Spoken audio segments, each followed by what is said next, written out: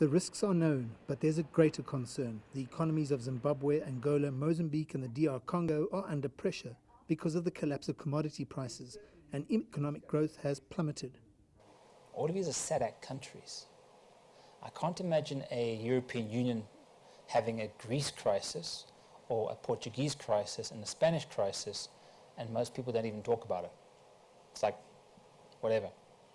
We have a very different dynamic, and it comes back to the introspection I talk about. We too focus on ourselves rather than looking at what should be a more coherent region of roughly 275 million people. The region also hosts many stock exchanges, and although they face their own challenges, they could be a kickstarter for local economies. We need a number of strong companies to be listed on exchanges to offer that product to investors, and we need liquidity in the markets.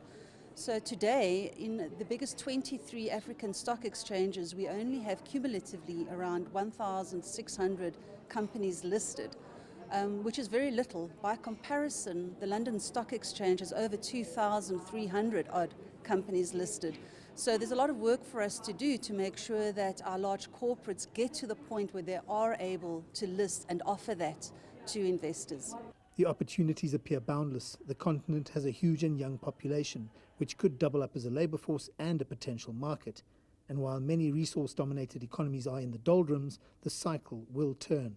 What we want to see this time around when the cycle does turn is that when we make the windfalls from the commodity gains, that the governments reinvest them in the economy and diversify them, the economy that is, and we see greater trickle down of growth.